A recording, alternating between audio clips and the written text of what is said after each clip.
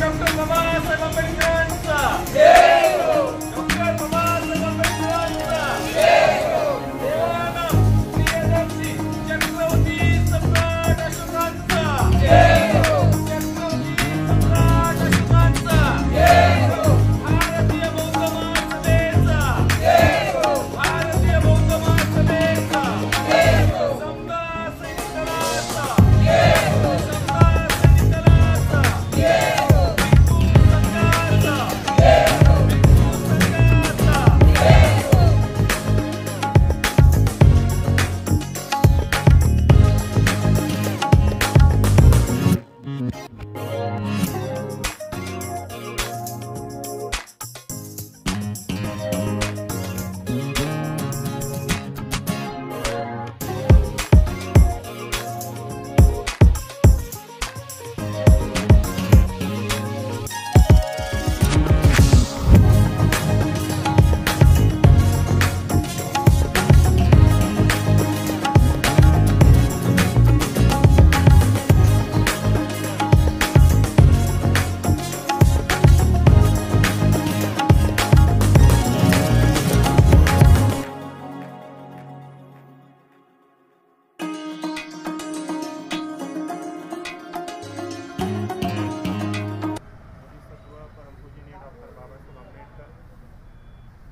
आज आपण देवानाम प्रिय चक्रवर्ती सम्राट अशोक यांच्या 2332वे जयंती उत्सवानिमित्त उपस्थित आहोत। भगवान बुद्धांच्या धम्मचक्र प्रवर्तनानंतर भगवान बुद्धांचा धम्म संपूर्ण विश्वामध्ये पसरवण्यासाठी जे मोठं योगदान आहे ते योगदान चक्रवर्ती सम्राट अशोकांचं। चक्रवर्ती सम्राट अशोक हे बौद्ध धर्मामध्ये अतुलनीय काम करणाऱ्या लोकांपैकी एक आहे।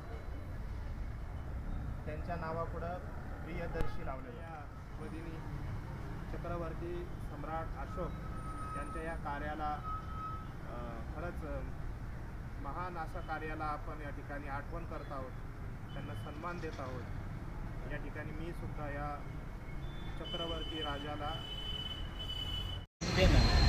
संपूर्ण विश्वाला शांततेचा समतेचा संदेश प्रदान करणारे शाक्यसिंह तथागत भगवान गौतम बुद्ध, महामानव विश्वरत्न बोधिसत्व डॉक्टर बाबासाहेब आंबेडकर, चक्रवर्ती प्रियदर्शी प्रियनाम चक्रवर्ती सम्राट यांची आज जयंती आहे। या जयंतीनिमित्तानं दी बुद्धिस्ट सोसायटी ऑफ इंडिया अर्थात भारतीय बौद्ध महासभा राष्ट्रीय संरक्षक अध्यक्षा आदरणीय मीराताईजी आंबेडकर, राष्ट्रीय कार्याध्यक्ष आदरणीय भीमरावजी आंबेडकर साहेब यांच्या आदेशानुसार आजची ही समता सैनिक दलाच्या वतीनं अतिशय सुंदर पद्धतीने आजची जयंती या ठिकाणी साजरी करण्यात आलेली आहे। आज विश्वरत्न डॉक्टर बाबासाहेब आंबेडकर स्मारकामध्ये समता सैनिक दलाच्या वतीनं मानवंदना देण्यात आलेली आहे। आजच्या ह्या कार्यक्रमाकरिता आदरणीय पूजनीय बनते आनंद सुमन सिरी यांच्या हस्ते आज ध्वजारोहण करून त्याचप्रमाणे महामानव डॉक्टर बाबासाहेब आंबेडकर यांच्या प्रतिमेचं पूजन करून त्याचप्रमाणे चक्रवर्ती सम्राटांचं सुद्धा या ठिकाणी पूजन करून आजच्या ह्या कार्यक्रमाला सुरुवात झालेली होती। आणि आज अतिशय सुंदर पद्धतीने समता सैनिक दलाने या तिन्ही महापुरुषांना ह्या विश्वरत्न डॉक्टर बाबासाहेब आंबेडकरांना त्याचप्रमाणे ध्वजाला त्याचप्रमाणे चक्रवर्ती सम्राट राजाला आज आम्ही या ठिकाणी मानवंदना दिलेली आहे। चक्रवर्ती सम्राट जर नसते तर कदाचित धम्म हा आपल्यापर्यंत आलाही नसता। अतिशय सुंदर पद्धतीने त्यांनी त्या काळी आपलं रक्तरंजित जो विषय आहे म्हणजे रक्तरंजित जो युद्ध वगैरे करणारा जो प्रश्न कलिंगचं युद्ध वगैरे जे काही आहे ते सर्व खूप मोठमोठ्या लढाया त्यांनी लढल्या, परंतु शेवटी धम्माच्या वाटेवरती आलेत आणि धम्माच्या वाटेवर येऊन त्यांच्यामुळे आज आम्हाला सर्व आजपर्यंत 2500 वर्षापूर्वीचा धम्म आजपर्यंत हा मिळाला। त्याबद्दल आम्ही चक्रवर्ती सम्राटांना सुद्धा त्रिवार वंदन करतो। जय भीम, जय भीम। बांधवांना चक्रवर्ती राजा सम्राट अशोक साहेबांच्या आज 2332वी जी जयंती आहे या जयंतीनिमित्त तमाम सर्व बहुजन बांधवांना हार्दिक शुभेच्छा। आणि चक्रवर्ती राजाला, ज्या राजामुळे जगामध्ये बुद्धाचा विचार प्रचार प्रसार झाला, त्या महान सम्राटाला शतशः नमन. आज आपण जो तथागताचा विचार, तथागताचा धम्म जो बघतो आहे, त्याचं सगळं श्रेय हे सम्राट अशोक साहेबांना जातं, हे निर्विवाद सत्य आहे. आणि या प्रसंगी मी तमाम बहुजन बांधवांना एक विनंती करतो, आव्हान करतो की सम्राट अशोक साहेबांच्या द्वारे निर्मित आपलं महाबोधी विहार जे आहे, त्या महाबोधी विहाराचा लढा जो आहे मुक्तीचा, तो लढा आता निर्णायक भूमीवर गेलेला आहे. आणि वेगवेगळ्या सामाजिक संघटनांद्वारे तो जो लढा निकारानं पुढे चालू केला, तो लढा आता जागतिक मुद्दा बनलेला आहे. तुम्ही पाहिलं असेल, अमेरिका असेल, व्हिएतनाम असेल, कंबोडिया असेल, अशा अनेक ठिकाणातले, राज्यातले, देशातले प्रतिनिधी त्या ठिकाणी हजर होत आहेत. तर मला असं वाटतं की आपणही या महाबोधी मुक्तीच्या आंदोलनामध्ये सर्वांनी तन मन धनानं जेवढं काही आपल्याला आता शक्ती त्यामध्ये सहभाग नोंदवता येईल तो नोंदवावा, एवढीच तमाम सर्व बहुजन बांधवांकडून मी या प्रसंगी अपेक्षा करतो आणि आपले मनोगत थांबवतो. महाकारुणिक तथागत भगवान बुद्ध,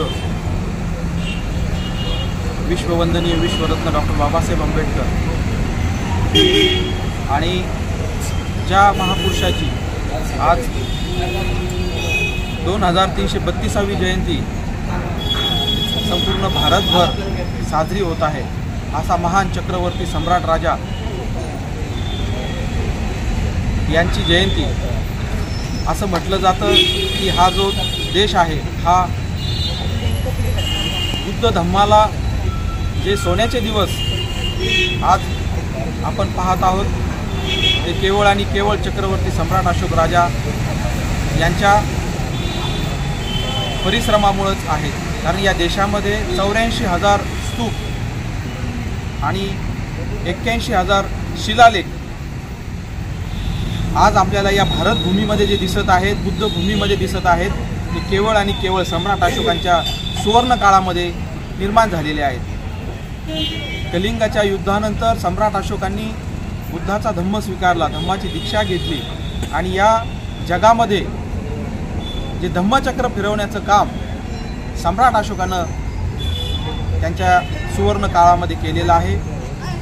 या देशामध्ये अगदी इसवी सन 1200 पर्यंत बुद्धाचा धम्म हा